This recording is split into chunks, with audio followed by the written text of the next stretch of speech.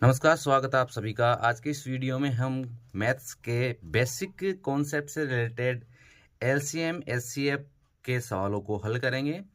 तो हमारा पहला सवाल है, दो क्रमागत संख्याओं का महत्व क्या होगा। तो दो क्रमागत संख्या हम 1, 2, 3, 4, 5, 6 ये सारी क्रमागत संख्याएं हैं। इनमें दो क्रमागत संख्या ले लेते हैं, 1 और 2। यहाँ पर हम 2 का निकालेंगे तो 1 और 1 का निकालेंगे तो 1। तो यहाँ पर 2 के गुणनखंड आया है 2 और 1 का आया है 1। इन दोनों को विभाजित करने वाली संख्या है केवल 1। संख्या है 2 और 3। तो 2 का और 3 का हम गुणनखंड करेंगे। 2 का 2 से विभाजित एक बार और 3 से विभाजित होगा एक बार। तो इन दोनों के गुणनखंड 2 × 1 के रूप में लिख सकते हैं। 3 का भी 3 × 1 के रूप में लिख सकते हैं। दोनों को विभाजित करने वाली जो संख्या है वो ये यहाँ पर भी क्या है, 1 है। तो कोई भी दो क्रमागत संख्याओं का जो महत्व है, महत्तम समाप्रति जो होता है वो होता है हमेशा 1 होता है। कोई भी दो क्रमागत संख्या होती है उनका महत्व क्या होता है, सदैव 1 होता है।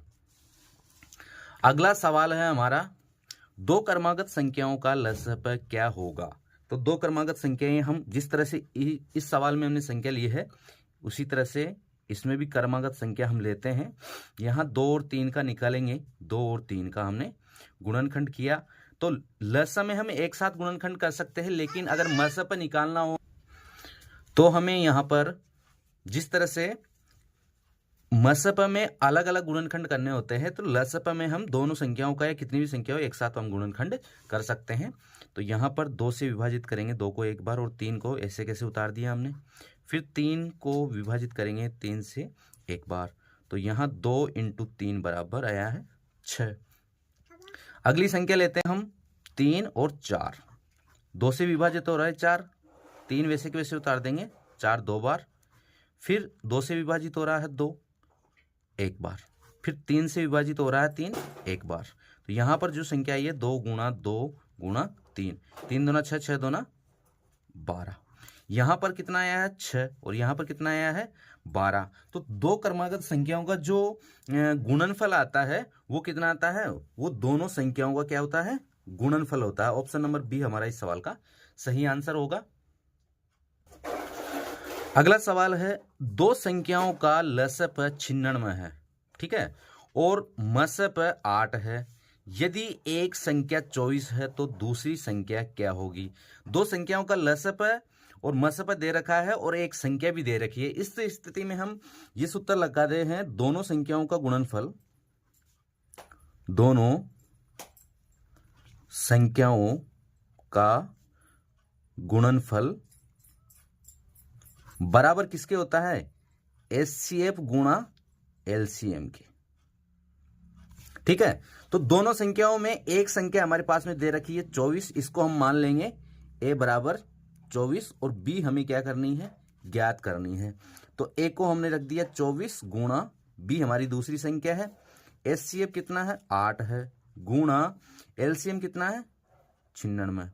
यहाँ पर b हमें दूसरी संख्या निकालनी है, 24 गुणा में है, इस तरफ पक्षांतरण करेंगे तो यहाँ पर भाग में आ जाएगा ये 24 मान बटे 24।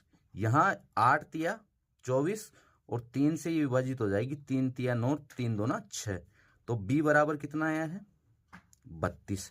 जो दूसरी संख्या होगी वो होगी क्या, 32, जिसका एचसीएफ तो कितना है, एचसीएफ 8 है और एलसीएम 96 है। वो दोनों संख्या कौन कौन सी है, 24 और 32। अगला सवाल है, वह बड़ी से बड़ी संख्या क्या होगी जिसका 21 39 में भाग दे। क्या 21 और 39 में भाग दे तो प्रत्येक दशा में 3 शेष बचे। वह बड़ी से बड़ी संख्या निकालनी है जिसका 21 और 39 में अगर हम भाग देते हैं तो हमारे पास सदैव क्या बचते हैं, 3 शेष बचते हैं। तो 3 शेष बचेंगे, मतलब 21 - 3 करेंगे तो ये हो जाएंगे 18 और 39 - 3 तो यहां पर कितने बचेंगे 36। तो यहां 18 और 36 को वो कौन सी संख्या विभाजित कर रही है, तो 18 और 36 का हम क्या कर देंगे, एलसीएम गुणनखंड करेंगे 18 और 36 का। यहां पर अलग अलग निकालेंगे गुणनखंड। 2 ये 9 बार विभाजित है, 3 3 बार और 3 एक बार।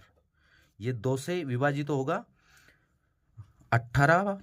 18 से 2 से 18 को विभाजित करेंगे 9 बार, और 9 से यहाँ पर 9 को करेंगे 3 से विभाजित 3 बार, और 3 से 3 को एक बार। तो ये हमने अलग अलग गुणनखंड निकाले हैं। अब दोनों संख्याओं को बड़ी से बड़ी संख्या विभाजित कर रही है, मतलब यहाँ पर एचसीएफ निकालना होगा हमें, ठीक है, क्योंकि इन दोनों, इस संख्या को भी विभाजित कर रही है और इसको भी विभाजित कर रही है, तो इनसे बड़ी संख्या तो हो नहीं सकती, क्योंकि एलसीएम अगर होगा तो इनसे अधिक होगा मान, या तो बराबर होता है या अधिक होता है वो बड़ी संख्या के बराबर। लेकिन जो विभाजित करेगी वो छोटी संख्या को भी विभाजित करेगी और इसको भी विभाजित करेगी, तो वो एचसीएफ ही होगा, वो छोटा मान होगा। तो एचसीएफ सदैव क्या होता है, उन संख्याओं से कम आता है जिनका हम निकालते हैं 21 और 39, तो या तो बराबर आता है या कम आता है। अब इनके जो गुणनखंड है 18 के गुणनखंड है 2 गुणा 3 गुणा 3, और 36 के जो गुणनखंड है 2 गुणा 3 गुणा 3।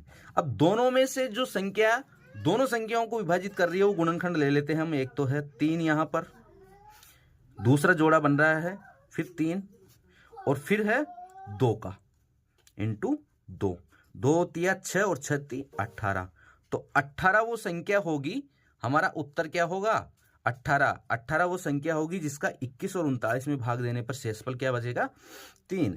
21 का भाग देंगे, 21 में भाग देंगे हम किसका 18 का, 18 एकम 18, बचे कितने 3, और 39 में भी हम भाग देंगे 3 18 का, 18 दूना 36, और यहाँ पर भी 3 शेषफल बचते हैं, ठीक है। तो 18 वो बड़ी से बड़ी संख्या होगी जिसका भाग देने पर क्या होगा 21 और 39 में भाग दे तो प्रत्येक दिशा में 3 शेष बचेगा, ठीक है।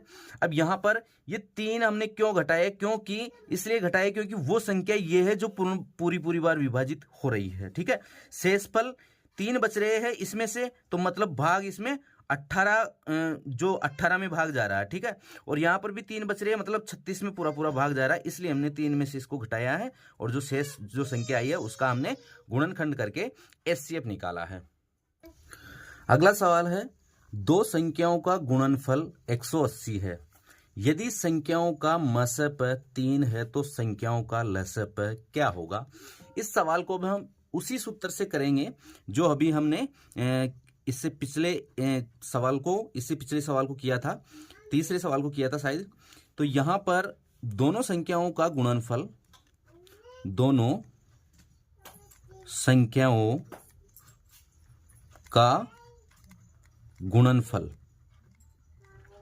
बराबर किसके होता है, एचसीएफ गुणा एलसीएम। एचसीएफ और एलसीएम का जो गुणनफल होता है वो दोनों संख्याओं के गुणनफल के बराबर होता है। अब यहां पर दोनों संख्याओं का गुणनफल दे रखा है हमें क्या 180 बराबर एचसीएफ दे रखा है 3 और एलसीएम हमें निकालना है।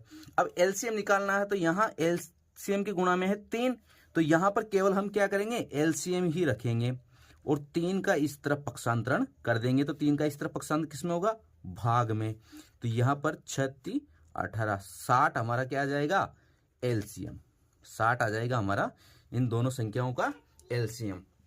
तो इस सूत्र से अगर हमें दोनों संख्याओं का गुणनफल दे रखा हो और एचसीएफ या एलसीएम दोनों में से एक मान दे रखा हो तब भी हम इस सूत्र से निकाल सकते हैं, या एचसीएफ एलसीएम दिया गया हो और एक संख्या दी गई हो तब भी हम इस सूत्र से निकाल सकते हैं।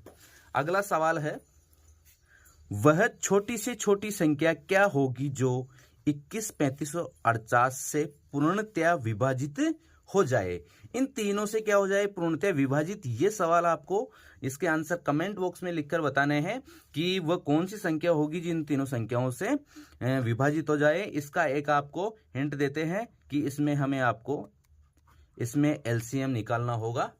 और ऐसे ही और वीडियो देखने के लिए सब्सक्राइब कीजिए हमारे यूट्यूब चैनल को। धन्यवाद।